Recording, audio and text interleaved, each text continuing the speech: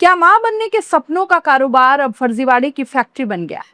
क्या आईवीएफ सेंटरों में इलाज के नाम पर नियमों की खुलेआम धज्जियां उड़ाई जा रही है?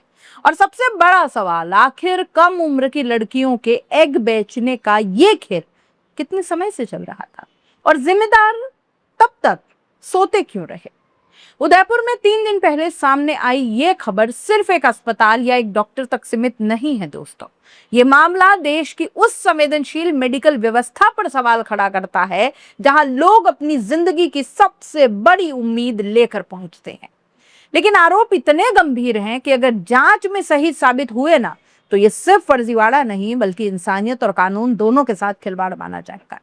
उदयपुर के अमर आशीष हॉस्पिटल और संपत एआरटी बैंक पर लगे आरोपों ने पूरे राजस्थान में हड़कंप मचा दिया है। आरोप है कि यहाँ कम उम्र की लड़कियों को एग डोनर बनाया गया, उनके दस्तावेजों में हेरफेर की गई और यहाँ तक कि आधार कार्ड तक से छेड़छाड़ गई।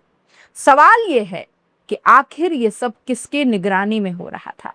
जरा सोचिए, जिस आधार कार्ड को देश में पहचान का सबसे भरोसेमंद दस्तावेज माना जाता है, अगर उसी में काट छाट करके उम्र बदली जा रही है, तो फिर सिस्टम की विश्वसनीयता का क्या होगा?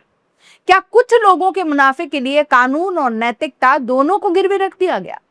मामले की जांच में सामने आया कि एग डोनर्स के आधार कार्डों का सत्यापन करवाया गया, तो कई दस्तावेज संदिग्ध पाए गए। आरोप यह है कि उम्र बढ़ाकर दिखाई गई ताकि कम उम्र की लड़कियों को भी एग डोनर बनाया जा सके।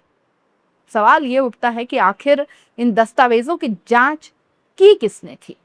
क्या किसी ने जानबूझकर अपनी आंखें मूंद ली थी? सब कुछ जानते बीनते सब कुछ होने दिया गया? नियम ये कहते हैं कि कोई भी महिला अपने जीवन में सिर्फ एक बार एग डोनेट कर सकती है, लेकिन जांच में ऐसे रिकॉर्ड्स मिलने की बात सामने आई है जिनमें एक ही लड़की से दो दो और कई मामलों में तो उससे ज्यादा बार एग डोनेट करवा लिए गए। अगर ये सच है तो फिर ये सिर्फ नियमों का उल्लंघन नहीं बल्कि महिलाओं के स्वास्थ्य के लिए खतरनाक खिलवाड़ है। सबसे चौंकाने वाली बात यह है कि जिन संस्थानों से एग सप्लाई किए जा रहे थे, उनके साथ जरूरी एमओयू तक मौजूद नहीं मिले। आखिर बिना जरूरी दस्तावेजों और अनुमति के इतना बड़ा नेटवर्क चल कैसे रहा था? क्या संबंधित विभागों को इसकी भनक तक नहीं थी, या फिर किसी ने जानबूझकर अपनी नजरें फेर रखी थी? जांच में यह भी सामने आया कि एक ही फ्लोर पर एआरटी बैंक, एआरटी क्लिनिक और सैरोगेसी क्लिनिक संचालित किए जा रहे थे, जबकि नियम ये साफ कहते हैं कि ऐसी व्यवस्थाओं के लिए अलग अलग मानक और प्रक्रियाएं होती हैं। फिर ये सब खुलेआम कैसे चल रहा है? इस पूरे मामले ने कई बड़े सवाल खड़े कर दिए हैं। क्या मेडिकल सेक्टर में नियम सिर्फ कागजों में रह गए हैं?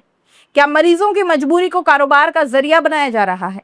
क्या एग डोनेशन जैसी संवेदनशील प्रक्रिया को पैसे कमाने की मशीन में बदल दिया गया है?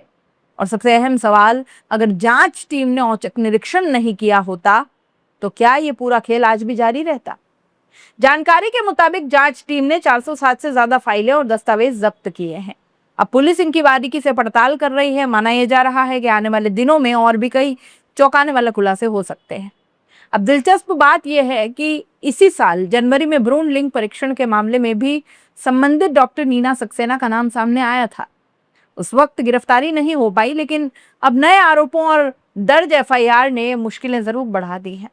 फिलहाल पुलिस ने BNS, ART act, IT act और आधार एक्ट की विभिन्न धाराओं में मामला दर्ज कर जांच शुरू कर दी है।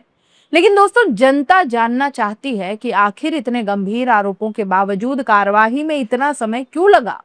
और अगर फर्जीवाड़ा हुआ है तो फिर इसके पीछे सिर्फ कुछ लोग जिम्मेदार हैं या फिर पूरा का पूरा सिस्टम सवालों के घेरे में है?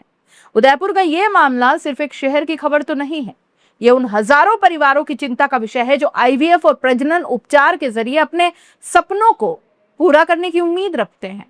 अब सबकी निगाहें जांच पर टिकी है, क्योंकि इस केस में सिर्फ एक अस्पताल या एक डॉक्टर की सच्चाई सामने नहीं आएगी, बल्कि यह भी तय होगा कि कानून के सामने मेडिकल माफिया कितना ही बड़ा क्यों ना हो, बच सकता है या नहीं। क्या सिर्फ ये एक आईवीएफ सेंटर का फर्जीवाड़ा है या फिर देश के मेडिकल सिस्टम में छिपे किसी बड़े खेल की सिर्फ शुरुआत है? मेरा सवाल बहुत सीधा जिम्मेदारों से है कि क्या गारंटी है कि इस तरह की भयंकर गड़बड़ियां सिर्फ इसी एक हॉस्पिटल या संस्थान तक सीमित रहेगी?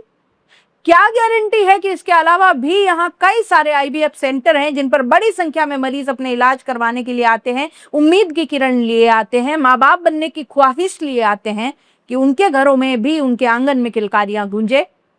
क्या गारंटी है कि इसी तरह का फर्जीवाड़ा या लोगों की जान के साथ खिलवाड़ वहां नहीं होता होगा? क्या गारंटी?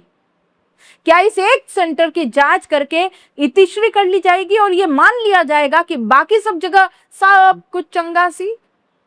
जब तक कोई बड़ी समस्या नहीं बन जाती, जब तक सिस्टम शिथिल क्यों रहता है? सभी की जांच, औचक निरीक्षण क्यों नहीं होता, ताकि फिर इस तरह की घटनाएं होने से बच जाए? डॉक्टर नीना सक्सेना जैसे लोग पैसों के लिए लोगों की जिंदगी से खिलवाड़ ना कर पाए। आप इस पूरे मामले को कैसे देख रहे हैं? अपनी राय कमेंट बॉक्स में जरूर लिख भेजिए। जाते जाते चैनल को लाइक, शेयर और सब्सक्राइब जरूर कीजिए। कमेंट जरूर कीजिएगा, क्योंकि आप जब जागरूक होते हैं ना, तभी इस तरह की चीजें रुकती हैं। वरना ऐसे कई लोग, कई मरीज, कई लड़कियां ऐसे संस्थानों और ऐसे आईवीएफ सेंटरों की भेंट चढ़ते रहेंगे, मेडिकल माफिया के हाथों पढ़कर बर्बाद होते रहेंगे। कमेंट जरूर करिएगा। नमस्कार।